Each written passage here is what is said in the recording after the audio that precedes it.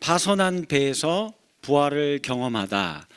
파선한 배에서 부활을 경험하다라는 제목으로 하나님 말씀 전하겠습니다. 사람의 인생에 대해서 표현하는 많은 비유의 이야기들이 있어요. 인생은 마라톤과 같다. 그래서 잠깐 어려움이 있다 할지라도 멀리 보면서 이렇게 지구력과 속도보다는 이렇게 체력을 요구하면서 길게 보면서 이겨 나아갈 것을 요구하는 그런 표현이 있죠. 또 때로는 인생은 광야를 걷는 나그네와 같은 인생이다. 그래서 인생은 나그네 길, 어디서 왔다가 어디로 가는가 다 하네요. 저만 한 건 줄 알았는데 네. 그래서 정처 없이 방황하며 잠시 머물다가 떠나야 하는 인생의 짧음과 덧없음을 표현하는 내용이죠. 또 그리고 이렇게도 이야기해요. 인생은 바다를 항해하는 배와도 같다. 바다는 가장 예측 불허의 공간이에요. 언제 어디서 갑자기 파도가 치고 바람이 불지를 이게 예측이 잘 안 됩니다. 그러니 우리 인생이 여러분들 예측할 수 있어요? 내일 무슨 일이 생기는지 다 알고 계시는 분 있습니까? 아무도 없어요. 그래서 우리 인생이 그런 예측 불허의 바다를 항해하는 그런 배와 같은 게 우리 인생이라고 이야기를 해요. 그래서 이 바다와 배를 모티브로 한 아주 유명한 소설이나 영화 같은 거 많이 만들어졌습니다. 우리가 잘 알고 있는 해밍웨이의 노인과 바다 있죠? 다 읽었죠? 네. 예. 네. 또 허먼 멜빌의 모비딕 이것도 읽으셨죠? 이건 아니에요? 네. 그리고 이거는 근데 봤을 것 같아요. 영화 타이타닉. 네, 그래요. 이거는 다 봤죠. 이거 다 바다에서 벌어지는, 배 안에서 벌어지는 그런 일들을 이제 소설과 영화로 썼습니다. 우리는 인생에 아무도 거친 파도가, 풍랑이 내 인생의 배를 때리기를 아무도 원치 않습니다. 그저 순풍에 돛단 배처럼 목적지를 향해 순항하고 안전하게 도착하기를 다들 바라고 꿈꾸고 있지요. 그러나 그게 뜻대로 안 돼요. 심지어는 불의의 사고를 당하면서 목숨을 잃게 되는 경우도 있어요. 벌써 10년도 넘었네요. 2014년 이맘때쯤에 인천에서 제주로 향하던 세월호가 침몰하여서 승객 중 299명이 사망한 안타깝고 끔찍한 사고가 있었지요. 또한 2010년 5월경에는 천안함이 피격당하여서 그곳에 승선해 있었던 46명의 군인이 안타깝게 생을 마감하는, 전사하는 사건도 있었어요. 뜻하지 않은 이런 인생의 파도와 폭풍은 우리를 너무 힘들고 어렵게 만듭니다.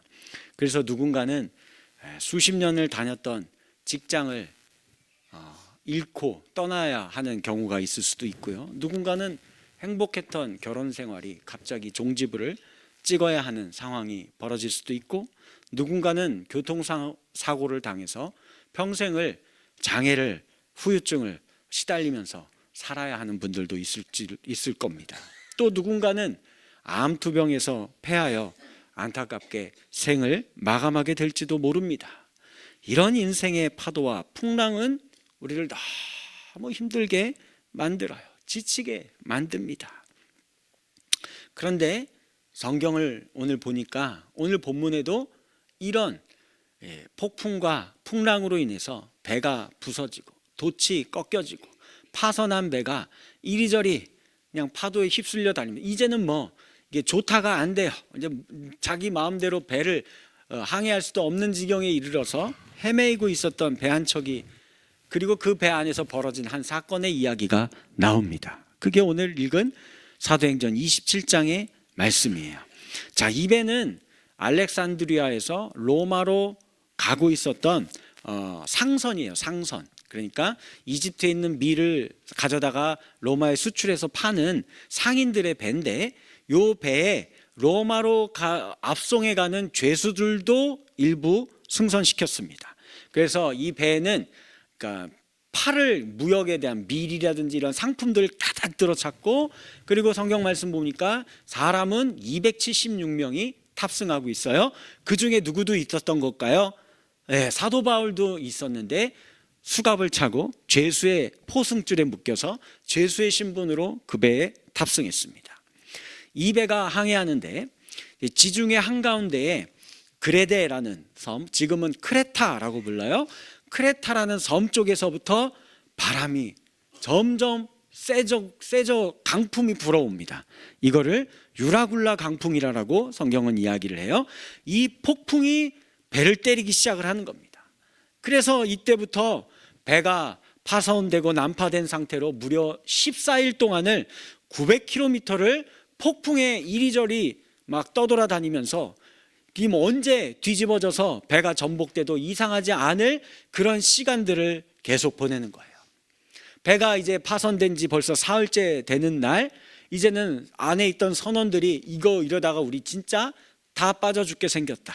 그러니 뭐 갖다가 팔을 뭐 상품이고 뭐고 이런 거 지금 우리가 목숨이 지금 죽게 생겼는데 이거 다 버립시다 하고서는 배에 있는 짐과 기구들을 다 갖다 버렸어요. 그리고 해도 별도 낮에도 안 보여요. 구름이 잔뜩 껴있고 거기에서 막 천둥번개 치고 비가 계속 내리고 바람이 때리고, 그래서 지금이 낮인지 밤인지도 모르는 겁니다. 계속 그러면서 사람들은 먹지도 못하고 자지도 못하면서 사투를 벌이며 항해하고 있었던 거예요. 이 배에는 높은 지위를 갖고 있는 로마의 장교도 탑승하고 있었고, 무역을 통해 큰 돈을 만지려고 하는 상인들도 있었고, 바다에 이미 잔뼈가 굵은 유능한 선원들도 탑승하고 있었습니다. 그러나 그 누구도 이 거대한 풍랑 앞에서는 그냥 속수무책이에요. 높은 지위도, 큰 어마어마한 돈도, 그리고 노련한 항해의 기술도 아무 소용이 없었어요. 그냥 전부 다 그냥 덜덜덜덜 떨면서 각자의 신에게 살려달라고, 신이여 우리를 살려주소서 하면서 기도하고 있었을 뿐이었습니다. 이때 그들 가운데 있던 바울이 담대히 그 사람들 가운데 서서 이야기를 하기 시작합니다. 무슨 말일까요? 사도행전 27장 22절입니다. 시작. 너희 중 아무도 생명에는 아무런 손상이 없겠고 오직 배뿐이리라. 걱정 마십시오. 여러분들 아무도 안 죽습니다. 여러분들의 생명을 아무도 해할 수 없습니다.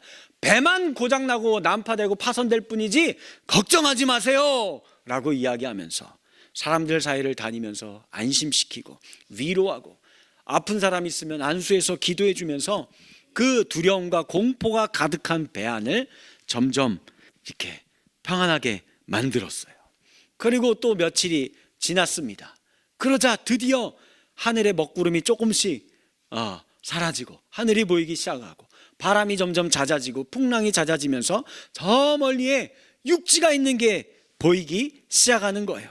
야, 이제는 드디어 이게 끝나려는가 보다 해서 마지막으로 이제 음식 남은 거 있는 거 먹을 것을 권하면서 이 같이 먹고, 그리고 바울이 좀 전에 이야기했던 그 말처럼 276명이 한 사람도 그 생명이 해함을 받지 않고 다 마른 땅에 다리를 내리게 되는 역사가 나타나게 되었습니다.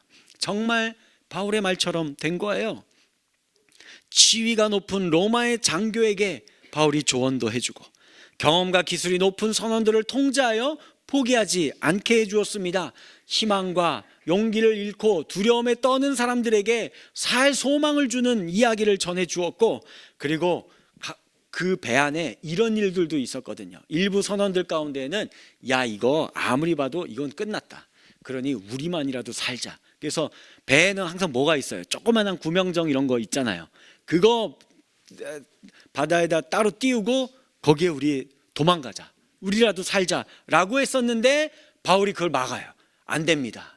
하나님이 우리 모두를 다 살려준다고 했습니다. 그러니 따로 도망가면 당신들 오히려 죽어요. 그러니까 제 말을 믿고 여기 그냥 계세요 하면서 그들을 막고 함께 다 살 수 있게도 만들어 주었어요. 자, 한번 생각해 봅시다. 바울은 어떻게 이런 일을 할 수 있었던 걸까요? 바울이 이런 위기 상황, 조난당할 때 어떻게 대처하면 되는지 이거를 막 훈련을 받았을까요? 아니, 그걸 왜 그런 거 없어요. 훈련 받은 적 없습니다. 아니면 그가 책임감이 강한 사람이라서 이런 일을 항행하고 있었던 걸까요? 아니죠. 그 배의 책임자 바울 아닙니다. 바울은 죄수예요. 포승줄에 묶여서 있는 죄수 신분입니다. 책임질 이유가 없어요. 바울이 그런데 어떻게 이런 일들을 할 수 있었을까요? 거기에 있는 모든 사람들이 없는 거 한 가지를 바울은 갖고 있었기 때문이에요. 무엇을 갖고 있었을까요? 25절 말씀 같이 읽습니다. 시작. 그러므로 여러분이여 안심하라. 나는 내게 말씀하신 그대로 되리라고 하나님을 믿노라. 아멘. 뭘 갖고 있었습니까? 하나님의 말씀을 갖고 있었어요. 살 것이다. 너희들 죽지 않는다. 내가 너희를 살려줄 것이다 라고 틀림없이 말씀해 주신 그 하나님의 말씀을 바울은 받아서 갖고 있는 사람이었습니다. 그래서 바울은 풍랑 속에서도 두려워하지 않았고 소망을 잃어버리지 않았던 거예요. 생각해 봅시다. 바울이라고 이 상황이 두렵고 떨리지 않았을까요? 떨렸어요. 그래서 성경은 바울아 두려워하지 말라 하나님이 이야기한 거예요. 아니 원래 두려워하지도 않고 뭐 풍랑이 부면 아이고 뭐 풍랑이 부네 뭐 좀 죽을라나 뭐 이런 사람이면 두려워하지 마세요 이렇게 얘기 안 하잖아요. 막 덜덜덜 떨고 있는 사람에게 아유 두려워하지 마세요 하고 이야기하는 거잖아요. 그러니 바울도 이거 막 무서웠고 두려웠던 거예요. 그라고 뭐 다른 사람 아니 우리랑 똑같은 사람이에요. 생각해 봐요. 이 목선이잖아요. 지금처럼 뭐 이런 배가 아니에요. 나무로 만든 목선을 타고 배가 이미 막 여기저기 다 파손되고 막 돛도 부러져 있고 거친 파도 광풍은 여전히 휘몰아치고 깜깜하고 아무것도 보이지 않고 그런 상황에서 막 요동치는데 멀미 막 엄청나게 다들 하죠. 그리고 막 지금 이런 상황에서 뭐 먹을 거 못 먹어요. 그리고 일부는 이미 거의 다 버렸고 그래서 오늘 성경 보니까 14일 동안을 굶었대요. 그러면서 막 멀미로 토하면 어떻게 돼? 이제 노란 거 흰 국물까지 막 다 토하면서 그런 상황에 이게 죽을 지경이죠. 완전히 몸에 탈진하고 그죠? 멀미로 정신없고 막 머리 어지럽고 죽을 것만 같고 이런 상황이에요. 바울도 똑같은 공포를 느꼈다라는 겁니다. 게다가 바울은 생각해봐요. 죄수 신분이에요. 근데 왜 그가 죄수가 됐어요? 그가 잘못한 게 있어요? 없어요. 없습니다. 굳이 있다라고 한다면 그 하필이면 왜 그때 다메섹에서 예수님 날 찾아와가지고 예수 믿게 만들고 복음을 갖게 만들고 그리고 뭐 거기까지는 그렇다 쳐요. 그래도 예수님 믿는 게 좋은 거지. 그놈의 복음에 미쳐가지고 그냥 막 복음 전하고 다니다가 다른 성도들도 말렸어요. 예루살렘에 가지 말라고. 거기 가다가 당신 잡힌다고 죽는다고. 그래도 바울은 아니다. 주의 성령이 나보고 그걸로 가라고 한다. 그러니 복음이 인도하는데 내가 어떻게 안 가냐 하면서 가다가 결국은 이렇게 된 거예요. 잡혀가지고 로마로 압송당하는 그 배에 태워진 거예요. 바울의 의지가 아니에요. 예수님 만나고 열심히 신앙생활하다가 이 배 타다 죽게 된 거예요. 그러니 그가 그 밤에 무슨 생각이 꼬리에 꼬리를 물겠습니까? 내가 뭔 잘못했지? 난 열심히 신앙생활한 것밖에 없는데 왜 근데 내 상황이 이렇게 된 거지? 내 삶이 왜 이렇게 다 망가진 거지? 내가 죽을 병에 걸린 거지? 사고를 당한 거지? 내가 죽게 된 거지? 막 별의별 생각이 다 들잖아요. 지금 그런 상황에 있는 게 바울이라는 거예요. 너무나 억울할 거예요. 바울의 인생의 밤이 찾아온 겁니다. 밤이에요. 그러나 그 밤에 바울에게 찾아온 분이 한 분 계십니다. 누굴까요? 본문 23장 23절 24절 같이 읽습니다. 시작. 내가 속한 바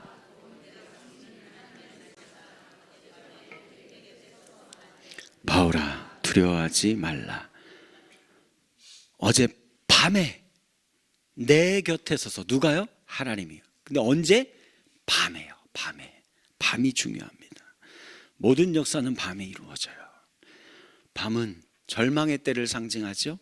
칠흑 같은 어두움을 상징할, 아무것도 보이지 않아요. 등불 하나 없는 곳에서 두려움과 절망 가운데, 외로움 가운데 몸부림치는 시간입니다. 잠이 안 와요. 여러분들 불면증 왜 걸려요? 아무 걱정 없고 태평한데 불면증 걸려요? 걱정 근심 너무 많고 홀로 외롭고 두려운 일들이 있고, 그러면 이거 잠 못 자잖아요. 그 밤이에요. 고통이 엄습하는 밤입니다. 외로움으로 몸부림치는 밤이에요. 그러나 동시에 이때는, 밤은 하나님이 찾아오는 때입니다. 이때 하나님이 찾아와요. 예수님도요, 그 공생의 기간 동안에 딱 한 번 칠흑같이 어두운 밤을 보내시며 외로움과 두려움과 절망 가운데 몸부림치면서 사투를 벌이신 적이 있어요. 그때가 언제일까요? 잡혀가시기 전날 밤 겟세마네 동산에서 기도하실 때입니다.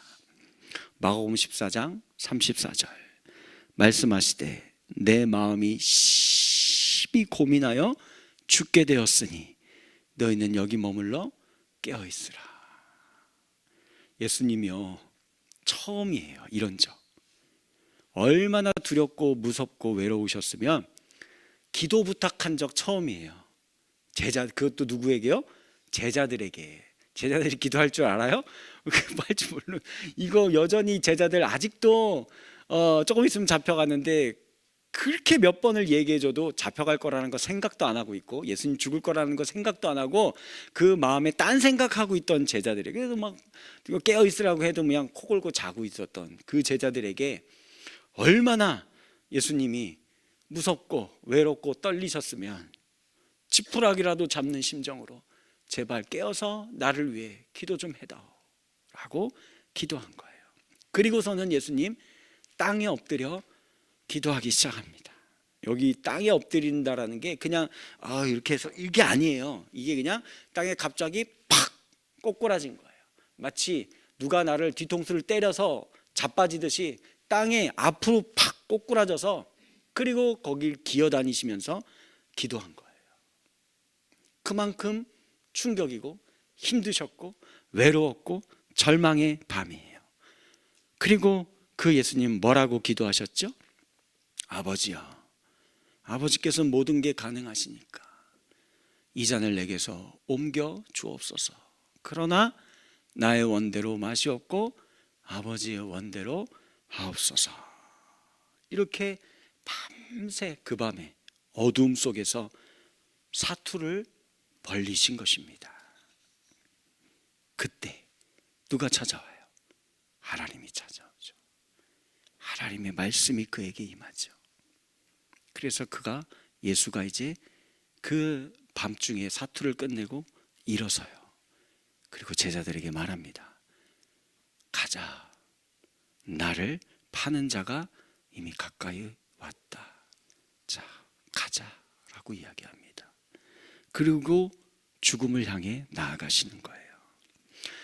그리고 우리가 알다시피 그 하나님의 뜻대로 십자가에 달려 돌아가 죽으시고 부활과 승리의 영광을 쟁취하셨습니다.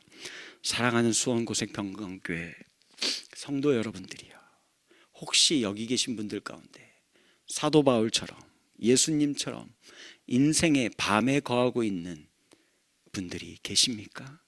그때 하나님을 만나세요. 하나님의 말씀이 여러분들에게 찾아오실 것입니다. 그러면 그 어떤 인생의 파도와 풍랑도, 질병과 고통과 죽음도 우리를 부활 생명의 승리와 영광의 자리에서 빼앗아갈 수 없습니다. 이것을 틀림없이 믿으시면 좋겠어요. 하나님의 생명의 말씀을 받고 죽음에서 다시 살아나는 이 부활 승리의 영광이 저와 여러분들의 삶 가운데 임하게 되어지시기를 주님의 이름으로 간절히 축원합니다. 바울이 이걸 맛본 후에 이제 놀랍고 감격스러운 장면을 그 배 안에서 만들어냅니다. 사람들 모아놓고 이제 어둠이, 구름이, 먹구름이 점점 사라져가고 하늘이 보이면서 저기에 파도도 잠잠해져가고 저 육지가 보이는 그런 상황에서 여러분 모아놓고 얘기해. 여러분, 우리가 열 나흘 동안이나 먹지 못했습니다. 이제는 먹읍시다. 배 안에 있는 먹을 거 조금이라도 남은 거 다 가져오세요. 이거 먹고 기력을 차려서 육지로 갑시다 라고 이야기하는 거예요. 그래서 35절과 36절에 같이 읽어볼까요? 시작.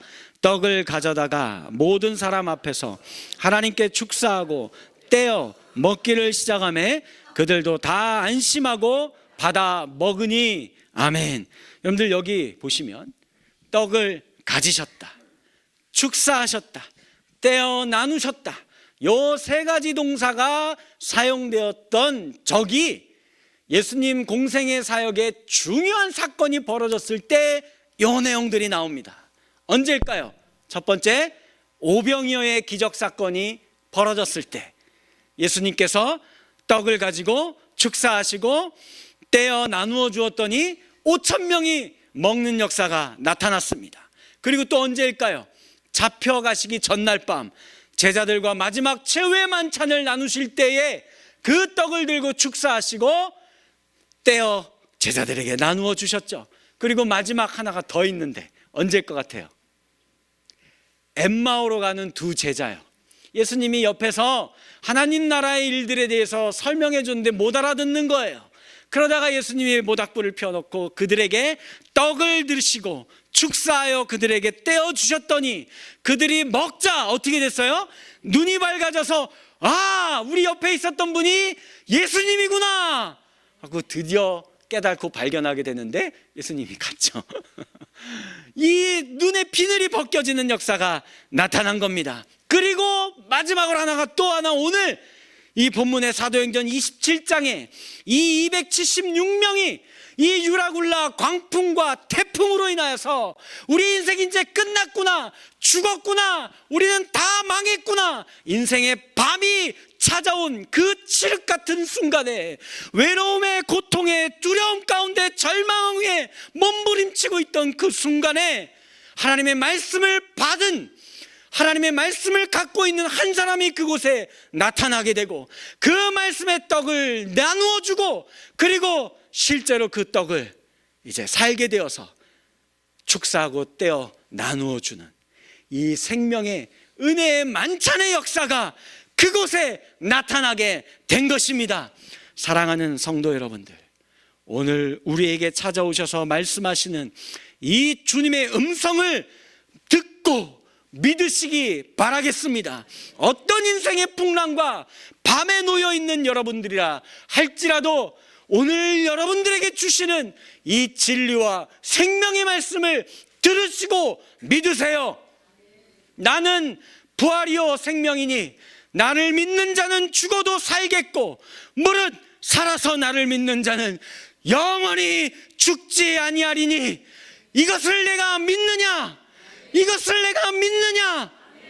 오늘 우리에게 주시는 하나님의 음성이고 말씀입니다. 혹시 여기 어둠 가운데 풍랑 가운데 계신 분들이 계신다라고 한다면 걱정 마세요. 이 말씀이 여러분들과 함께 한다면 어떤 풍랑도 어떤 세력도 사망의 권세도 여러분들을 해할 수가 없습니다.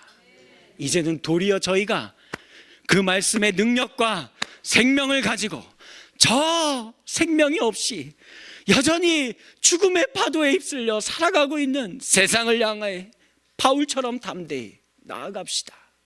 그리고 그들을 향해 두려워하지 마세요. 두려워하지 마세요. 생명의 근원자 되시는 예수님께서 당신을 위해 죽으시고 부활하셨습니다. 이 예수를 믿으세요. 그러면 당신의 그 어두운 밤이 끝나고 밝은 여명이 찾아오게 될 것입니다. 말씀의 떡을 떼고 나누는 이 은혜의 잔치를 세상 가운데 많이 벌려주면서 살아갈 수 있는 아름답고 복된 인생들 되어지기를 주님의 이름으로 간절히 축원합니다.